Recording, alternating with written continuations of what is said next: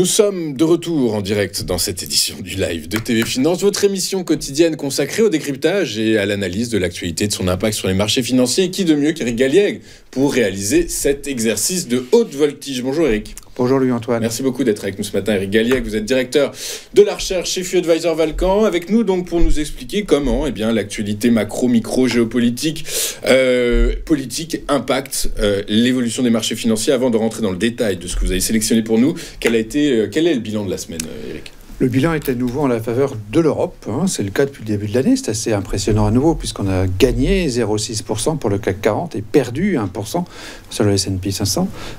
Donc c'est à nouveau ce contraste à l'inverse de l'année précédente où l'on voit les actions européennes surperformer les États-Unis avec un euro qui s'est stabilisé à 1,04 contre le dollar. Alors la première explication, elle vient de Chine puisqu'on a appris en début de semaine, coup de tonnerre, déflagration monumentale. OpenAI, ChatGPT qu'on pensait sans concurrent, et bien finalement il en a un chinois et qui en plus a sorti une intelligence artificielle 95% moins chère que ChatGPT. Et oui, le libéralisme c'est la concurrence ouverte, c'est la liberté, et la liberté en termes économiques, c'est ça, c'est de pouvoir effectivement réussir à faire ce que les autres font, mais avec des coûts beaucoup plus faibles. Et quelque part, en matière de technologie et d'innovation, c'est bien ça l'objectif, c'est de faire autant ou voire plus avec moins. Et c'est ce que nous a montré DeepSeek. Alors, évidemment, il y a beaucoup de polémiques sur cette société qui est chinoise, et c'est ce qu'on lui reproche d'abord. Si c'était une société américaine, on n'aurait pas les mêmes discussions, les mêmes polémiques. Il n'empêche, la réalité est bien là. L'application est disponible, elle est libre d'accès, elle a été téléchargée bien plus que ChatGPT, depuis quelques jours, et donc c'est quand même quelque chose de très impressionnant, qui sera peut-être la nouvelle de l'année, ou une nouvelle majeure de cette année, qui remettrait peut-être en cause beaucoup d'annonces, notamment celles faites la semaine dernière par le président des États-Unis concernant Stargate, 500 milliards, mais pourquoi ? Donc on est un petit peu stupéfait de cette situation. Les investisseurs sont stupéfaits, mais qu'est-ce qu'on nous dit ? Qu'est-ce qu'on nous raconte ? Est-ce qu'on nous ment ?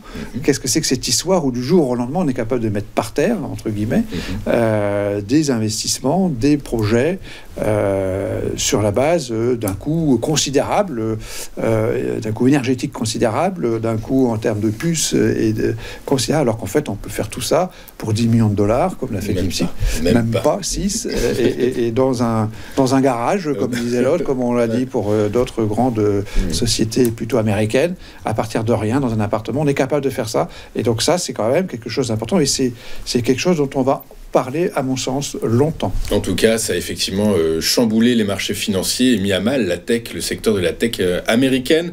Vous avez parlé de dichotomie quand vous abordiez le bilan de cette semaine, dichotomie entre les marchés, entre le marché français et le marché américain, dichotomie également au niveau des banques centrales, puisque la Fed a maintenu ses taux inchangés quand la BCE, elle, a poursuivi son assouplissement monétaire. Effectivement, on suit des cheminements différents des deux côtés de l'Atlantique en termes d'action, où on progresse en Europe, on baisse aux États-Unis, on baisse un peu.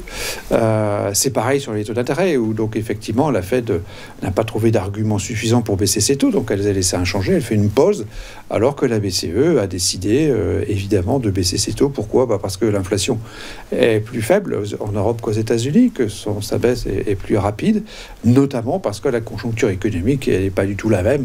On a publié cette semaine aussi ce 0,7% de croissance dans la zone euro contre 2,8% aux États-Unis, ce qui montre bien pourquoi les taux d'intérêt peuvent baisser chez nous et que c'est plus difficile aux États-Unis. Et c'est plus difficile aux États-Unis. Alors, une des raisons qui pourrait expliquer éventuellement cette poursuite de l'assouplissement monétaire de la Banque Centrale Européenne, c'est le marché de l'emploi. Le marché de l'emploi qui se tend de plus en plus, notamment en France. Il a atteint un niveau qu'on n'avait pas vu depuis longtemps. Et pour les experts, c'est le début de la fin, en gros. On s'attendait un petit peu quand même.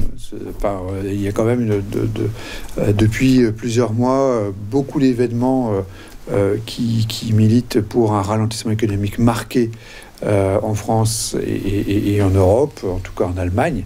Donc bien sûr, l'instabilité politique des deux côtés du Rhin maintenant, c'est quand même un facteur important. Ça signifie que les acteurs de l'économie reportent leurs investissements, soit de consommation, soit de CAPEX pour les entreprises. Et donc tout ceci a des implications négatives. On y ajoutera à la fin de l'effet JO sur l'emploi, donc des contrats à durée déterminée qui avaient été signés donc, pour cet événement majeur. Le stress géopolitique quand même des États-Unis, parce que la haine permanente de M. Trump contre tout ce qui l'entoure, tout ce qui est contre lui, en gros, est quand même stressante à force. On croyait les États-Unis nos alliés indéfectibles, on se rend compte qu'ils sont des adversaires économiques redoutables et que ils vont pas hésiter à mettre des taxes. Alors pour l'instant, des hausses tarifaires des hausses de droits de douane pour parler français. Alors attention, parce que jusque maintenant c'est juste des annonces. Ceci étant, hier Donald Trump a dit qu'il allait bien imposer des hausses tarifaires sur les produits en provenance du Canada et du Mexique. Je pense qu'il faut arrêter de commenter. S'il le fait demain, il le fera pour les autres. Il faut arrêter de commenter à chaque instant tout ce qu'il peut dire. C'est insupportable. Personnellement, je trouve que ça suffit. Voyons ce qu'il décide et ce qu'il signe. Donc voilà, effectivement, on devrait avoir 25% sur les produits canadiens et mexicains. C'est quand même quelque chose d'énorme. C'est gigantesque. 2,6 points de base de PIB en moins pour le Canada. 2,6%, pardon, 2,6%. Je ne sais pas en vertu de quel calcul on a abouti à ce résultat, mais bon... C'était publié ce matin. Oui, publié, mais par qui, comment, avec quel... Enfin bon, c'est énorme. On sait que le Mexique-Canada, donc le marché commun, rappelons-le, américain, c'est le tiers du déficit américain. Donc c'est un élément important, effectivement, et donc c'est vrai que pour le Canada, c'est très gênant, mais bon, voilà, c'est comme ça, et c'est vrai que c'est stressant, et ça explique en partie pourquoi le chômage augmente en France, pourquoi le PIB a été annoncé en baisse de 0,1% au dernier trimestre, alors qu'il avait progressé de 0,4% le trimestre précédent. Donc voilà, c'est une mauvaise nouvelle, évidemment. C'est une mauvaise nouvelle. Alors, est-ce qu'on assiste à un début de changement de paradigme en Europe? C'est toute la question. Est-ce que les économies du Sud ne seraient pas en train de devenir les locomotives européennes? On pense notamment à l'économie espagnole. C'est la force d'être dans une zone économique intégrée, c'est-à-dire qu'il y en a qui vont bien et d'autres qui vont moins bien. À un certain moment, c'était l'Allemagne ou l'Europe du Nord qui allait bien, voire très bien. Aujourd'hui, c'est plutôt l'Europe du Sud. Alors, l'Europe du Sud, on va dire l'Europe ibérique, c'est la péninsule ibérique qui, effectivement, nous montre une croissance à plus de 3%. Donc, l'Espagne, 3,2% l'année dernière, c'est quand même très, très sympathique. C'est plus que les États-Unis. C'est pas la peine d'aller chercher du rendement. D'aller chercher de la croissance au bout de l'océan, au bout de l'Atlantique, de l'autre côté, et on l'a chez nous. Et donc 3,2%, c'est important, c'est équilibré en plus comme croissance.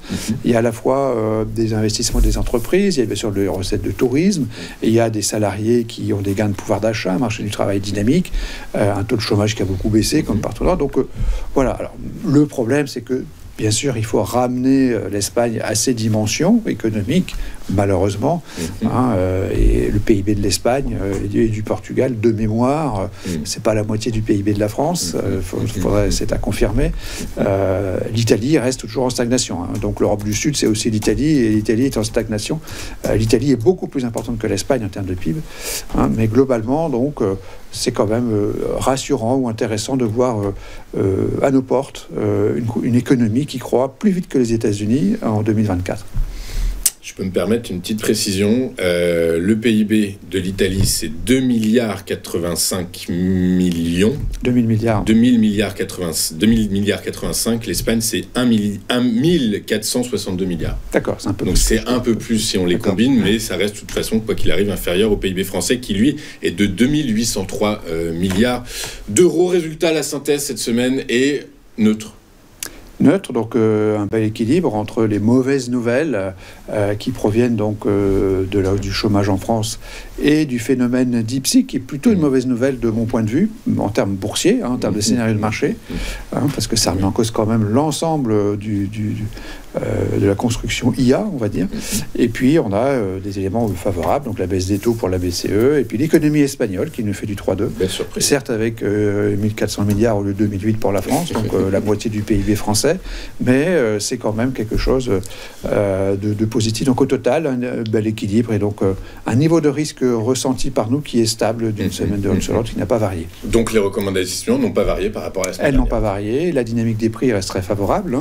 On l'a vu, les cours ont monté. On a des belles rotations qui se forment, ce qui montre que le marché a de la ressource, donc il y en a sous le pied, sous la pédale, d'accélérateur, et donc on a une dynamique forte, et donc on est à l'achat au maximum sur les actions européennes actuellement, comme américaines d'ailleurs. Exactement. Écoutez, merci beaucoup Eric pour ce point stratégique. Vous êtes directeur de la recherche chez FI Advisor Valcamp et avec nous tous les vendredis pour nous expliquer comment évoluent les marchés financiers et s'il est intéressant de s'y positionner. Merci beaucoup. On marque une dernière courte page de publicité. On se retrouve dans un instant pour la suite et la fin de cette dernière édition du mois de janvier 2025 du live de TV Finance. À tout de suite.